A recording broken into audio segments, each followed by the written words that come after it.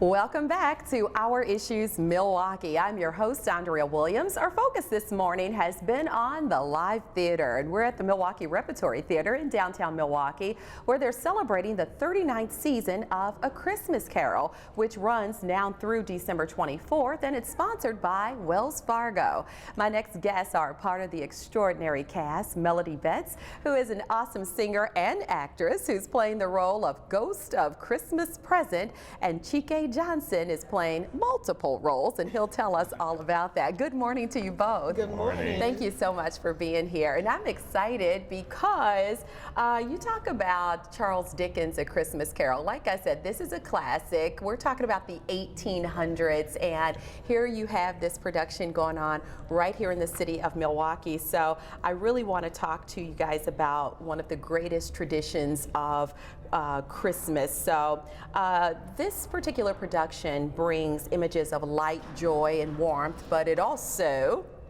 brings strong, unforgettable images of darkness, coldness, and even death. Right. So what does it mean for the two of you to be a part of a production like this? Well, speaking of coldness, darkness, and death, you want to start? It's an absolute blast. I mean, for me, this is my first Christmas Carol. Okay. And I hadn't seen the show. I guess I'd seen the show previously only twice. Once when I was really, really young, and then maybe about 7 or 8 years ago, I saw a production of it on the East Coast. Okay. So when the Milwaukee Rep called me, they were like, "Hey, we want you to be in Christmas Carol," and I was like, "Oh, okay." And just reading it and getting to know the play has been really cool. I shouldn't say this, but I'm going to say it. I'm not a big Christmas guy, but being a part of this show actually has made Christmas more fun for me, and so I'm like, oh, okay, this is really cool. But the size of the cast, the people who are in the cast, it's just a wonderful process, and it's the rehearsal process, and actually the show has been going great, and I love it. I love it. It's funny that you say that, because I'm thinking maybe we should have made him the Scrooge. It's like, I'm not a big Christmas person, no. And then this play, of course, is family friendly. It's recommended for kids as young as 7 and all the kids up to 92, right? Absolutely. But tell us how you feel about being a part of this production. Well, speaking of family, I get to do this show with my daughter. Oh, wow. She's also in the cast. And so for me, it is a family experience. Mm-hmm. And we get to do it for people who love this story, who come together, who want to experience something together, whether it's a night on the town, but they're coming as families and experiencing this story with us. And it's a wonderful thing, because I don't believe that everyone who comes in leaves the same, so we're offering something that they can go home and talk about, and maybe even become closer and a benefit from the story. Yeah, because like we mentioned, it's been going on 39 years here at the Rep, so there are people who see it year after year. Mm-hmm. But I think that it's always interesting, and I'm saying this as a lover of the live theater, that it's interesting to see how someone else takes on the part and how they make it their own. Absolutely. So let's talk about your specific roles with that being said. Okay. So Melody, you are the ghost Christmas Present. A ghost. So. Yes. Well, I love playing her because she embodies all that Christmas is. Okay. So she is big and beautiful, if I may. Absolutely. And she is joyful, and she is full of hope, and she is all that is that the spirit of Christmas is all about. And so I love doing that, because it is fun just to embody all that Christmas is, and I mean the good part of it, not the let me get you out of my way so I can chop kind of Christmas spirit. What it's really about. What it's really about. And I love that. Yeah. And I love making people feel that. That's my favorite part. And I'm just loving the energy that you feel from her just talking about it. So we can imagine how she is on stage. Amazing. I love it. When I say she's amazing, she's amazing. Okay, there you have it. And as far as you doing multiple roles, that's not an easy thing to do. So tell us about this. I play Marley, Okay. The guy who comes back in the chains and actually talks to, gets the whole thing rolling. Scary. And then exactly. And then I play young Marley. Okay. And I play Reverend Waghorn, as well as Old Joe, who's my favorite. Wow. Yes. Anything else? Did you leave out anything else? He would be your favorite. He is my favorite. Now, why is that role your favorite? Old Joe's my favorite. Well, I love all of them, but Old Joe's my favorite because I get to play a guy who's just, I like grungy people.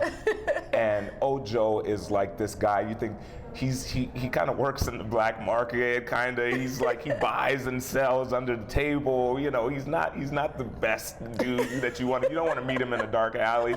And all these things that he buys, he keeps. So he wears 3 hats. You open up his coat, he's got gold all down his coat. He's always buying and selling, and I mean, he's a real man of the world in the dark world, but a man of the world. And I just love playing him. I get to gold up my teeth and just be grungy. You sound like Lenny from Good Times. No. You remember? I'm Lenny.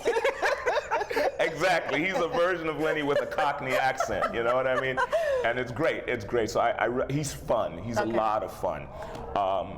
Marley, the ghost of Marley, when he comes back, he's a lot more serious because here you have a man who all his life he was about business, and he sacrificed relationships with having relationships with other people. He didn't give back to the people, and when he died, all those bad negative things, and bad things that he did in his life become those chains that he carries around. Wow. What I do like about Marley is that in my Marley, there might be other people who have other opinions about it, but Marley comes back to tell Scrooge, hey, look, you could wind up like me. I'm giving you a chance to change. And in my mind, I don't think Marley gets a reprieve because of that.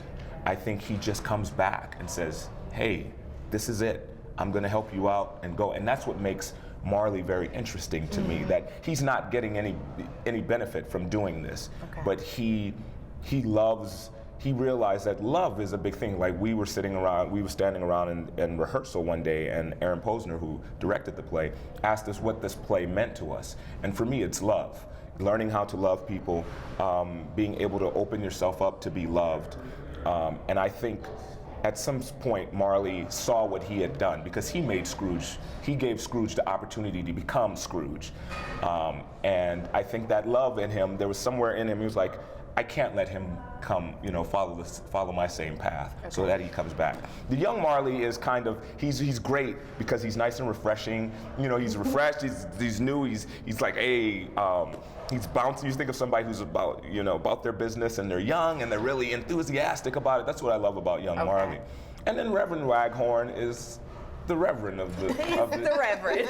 Reverend. He's laid back. Yeah, he's laid back. He's chilled. Hey, give us money. See, I love the way you both talk about these roles because I know that you really enjoy yourself right up there on the stage, and so we want to make sure the people at home understand what it takes to be able to do something of this nature. Now, both of you are not from Milwaukee, right? Neither I'm of from you. Milwaukee. You are from Milwaukee. So and I'm from Chicago. Okay, so people do come in from all over to be a part of these productions, and then some people are lucky like yourself. You're in your hometown, and you're able to perform right here. So what is it like we have just about a few minutes left, but what's it like to perform in front of a live audience? Because being an actor and an actress, that's one thing. Right.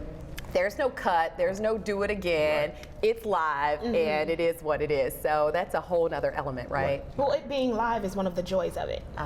Because we're human beings, and it's a constant reminder that we are. We don't always remember our lines or our blocking, and I think that helps me actually in life to be a better person. But also, I would have to say, you never lose that angst. They say that public speaking is the thing that people fear most, and because we do it on a regular basis, you know, it gets easier. And you just get better and better. Yes, but you never lose that feeling when you first begin. That's kind of like a knot in your stomach. It eases, you know, it relaxes, you know, the more and more you do it. But we understand what that feels like, that fear that people have, because every time we get on stage, you know, we're in front of a different audience. Yep. We do not know how they're going to feel or how they're going to react. Yeah. And so we just have to become masters, if you will, or better at doing what we do, and then interacting with our other scene partner, which is always the audience. I like that. And I do want the people at home to also know what you've done in the past, because I've seen you both in action before. You were one of the church ladies in A Color Purple recently here. Marvelous. You did wonderful, and you ladies were just so funny. You didn't say a whole lot, but it was hilarious. It was fun. And then you were in A Raisin in the Sun. Yes, yeah, I remember. And this is the thing. You really are able to take on these roles and make them your own, and that's what's exciting. So in this last minute that we have left, what do you have coming up next that we can look forward to? Okay, well, after A Christmas Carol, I will be back here January 19th to do my cabaret with the Uprooted Theater, their cabaret series. Okay. So that is the 19th of January. It's going to be at the Next Act Theater. You gotta go. 255 South Water, I believe. Okay. And it's called Heart and Stars. Okay. And it's just a journey it's my journey of love and chasing my dreams. I love it. And you can find out more information at www.uprootedmke.com. And Chiké, I have to mention you've been on Broadway, Yeah. so in A Time to Kill. So what are you doing next? I am. Just a few accolades, real quick. We gotta wrap up. I'll be playing Othello at American Players Theater this summer. That's awesome. Yes, You guys, I love it. The fact that I was able to sit down and talk to you both, glad and to be here. continued Yes, success. And Thank you. I will definitely be seeing you in A Christmas Carol. Thank you. Thank you both. Wonderful. Melody Betts and Chiké Johnson, they're both part of the holiday classic A Christmas Carol that's playing here at the Rep now through December 24th. For ticket information, call 224-9490 or log on to MilwaukeeRep.com. And that's going to do it for today's show. I'm your host, Andrea Williams. As always, thank you for watching, and I do hope you join us again next week as we take another look at our issues, Milwaukee. Happy holidays.